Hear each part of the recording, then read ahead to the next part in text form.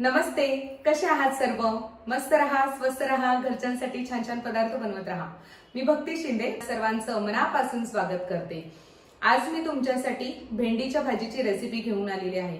मुलांना नेहमीच काहीतरी टिफिनला वेगळं वेगळं हवं असतं, तर साधी भेंडी करण्यापेक्षा थोडंसं त्यात व्हेरिएशन करून आपण भेंडीची भाजी कशी करणार हे बघणार आहोत। माझ्या व्हिडिओला लाईक करा, शेअर करा, चॅनलला सबस्क्राईब करा।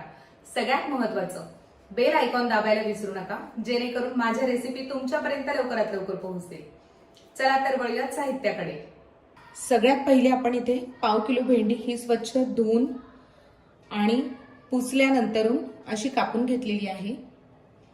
एक कांदा, 2 कढीपत्त्याच्या काड्या, 1 टोमॅटो, 1 टीस्पून मोहरी, 1 टीस्पून जिरं, 1 टीस्पून मीठ, 2 हिरवी मिरची, 8 ते 10 लसणाच्या पाकळ्या, कोथिंबीर, 1 टेबलस्पून धनपूड, 1 टीस्पून लाल तिखट, 1 टीस्पून गरम मसाला आणि पाव टीस्पून हळद। वळूया पुढच्या कृतीकडे। आपला पॅन तापला आहे। सगळ्यात पहिले आपण यामध्ये तेल घेऊया। साधारण आपण इथे 2 टेबलस्पून तेल घेतलेलं आहे। तेल तापल्याबरोबर सगळ्यात पहिले आपण इथे घेऊया मोहरी। मोहरी अगदी व्यवस्थित तडतडली आहे। आता आपण इथे घेऊया जिरं। लगेचच आपण इथे लसूण आणि हिरवी मिरची घेऊया।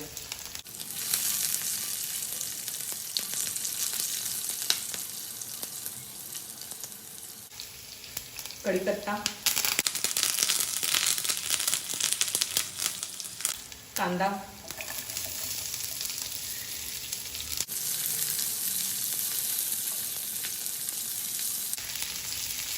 कांद्याचा रंग बदलेपर्यंत आपल्याला कांदा हा परतून घ्यायचा आहे। कांदा परतत असताना तो खाली लागायला नको किंवा जळायला नको, याकरता सतत ढवळत राहायचं आहे। लगेचच यामध्ये आपण टोमॅटो घेऊया।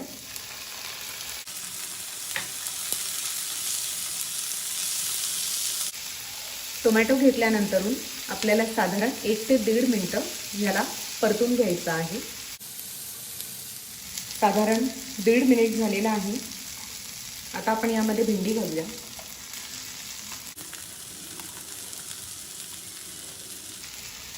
भेंडी धुतल्यानंतर अगदी व्यवस्थित कोरडी पुसून घ्यायची, नाहीतर आपली भेंडीची भाजी ही चिकट होऊ शकते। यामध्ये आपण मीठ घालूया। व्यवस्थित परतून घ्यायचं आहे। मीठ घातल्यानंतर आपण गॅस इथे फुल फ्लेमवर घेतलेला आहे, जेणेकरून भेंडीमध्ये थोडा जरी चिकटपणा राहिलेला असेल तर तो फुल फ्लेममुळे निघून जातो।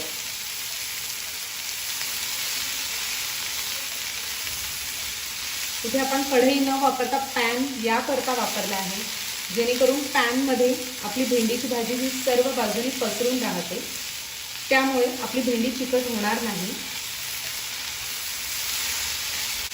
आता आपण गॅस बारीक करूया। गॅस बारीक केल्यानंतर धनपूड, हळद, लाल तिखट आणि गरम मसाला घेऊया।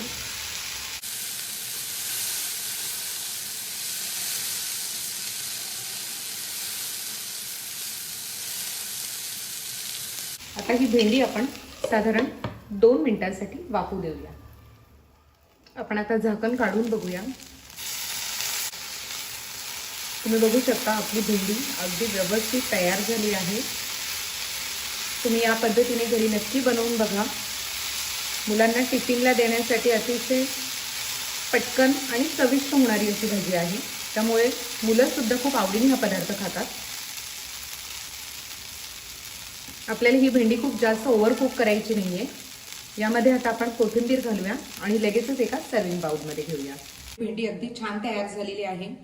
कुठल्याही प्रकारे आपली भेंडीची भाजी ही चिकट झालेली नाहीये, अगदी व्यवस्थित मोकळी झालेली आहे।